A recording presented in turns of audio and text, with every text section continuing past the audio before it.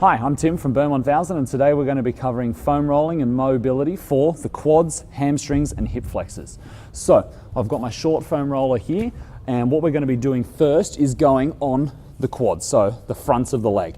Now what we want to do, we want to start down at the knee and roll back, roll back, roll back until the foam roller is up in my hips. Now you'll see my hands haven't actually moved while I've done this, and neither has the foot on the opposite leg. And what's going to happen is I'm going to use those two to leverage myself all the way forwards and then all the way backwards. So you'll see once again the hands don't move, but the knee of the other leg comes up to allow me to just move back and forward, back and forward.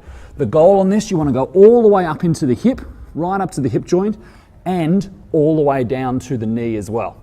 Now your quad has 4 muscles in it, so hence the name quadricep. So what we want to try and do is get all 4 angles on our foam roller. So what I'm going to do is when I'm foam rolling, turn my leg on the outside. A lot of people like to do the ITB, so I can do the outside like so.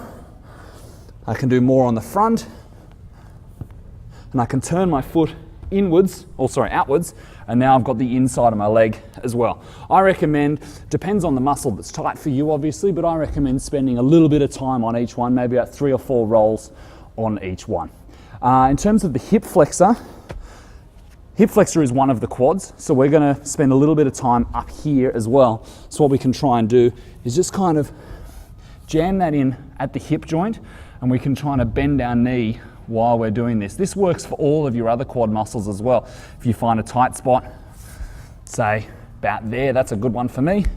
I can bend my knee back and forward, and try and get that foam roller in a little bit deeper. But that particularly works for the hip flexor. Hang out here, rock back and forward, bit of emphasis over here, bit of emphasis down here. Change your angles, find a little corner that works best for you.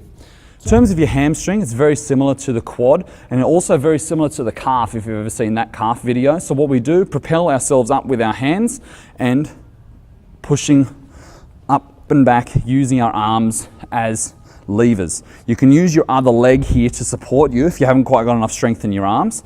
That will limit how much pressure you can put down. If you want to put more pressure down on your roller, cross your leg over. Now you can really drive that leg down into the foam roller. Most people will find they'll get the most benefit up at the very top where the hamstring inserts into your butt basically. And just once again, find that sore spot, spend a little bit of time hanging out here. That's how you roll out your quads and your hamstrings. Okay, in terms of stretching the quads, what we want to do is get ourselves into a 90-90 position. So this knee is bent 90 degrees, that knee is bent 90 degrees. Now you can do this up against a wall if you're having trouble with your balance. Alternatively, one hand on that knee, pull the other one up like so. We want to try and get your heel into your bum as close as we possibly can. Pull, push, try and leverage, try and get a little bit further.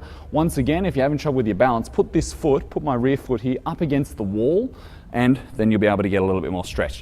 In terms of the hip flexor, which goes over here, what we want to do is brace our abs, lift our hip up like so. So we're tilting our hip, tension's on here, and then I'll try and push forward. Now, the common mistake people make with their hip flexor stretching is they just arch their back and just go forward like this, which looks a lot more impressive. Looks like I'm stretching a lot further. However, the hip flexor actually attaches up here in your lower back, and as a result, I'm just kind of moving the muscle as opposed to stretching it.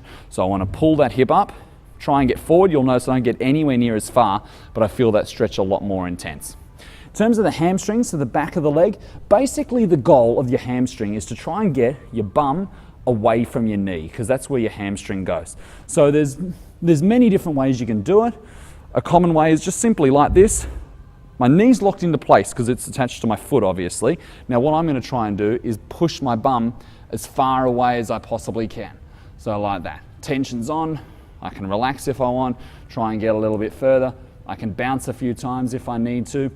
Many different ways of doing it. What I also completely recommend is to keep your back nice and straight. So I'll turn this way so you can see a little bit better.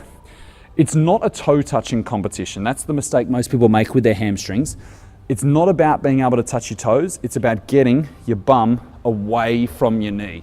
So you can see I keep my back straight, I can't touch my toes, but I feel that a lot more intense than if I just rounded over and grabbed my foot like that. That is your quad, hip flexor and hamstring stretch.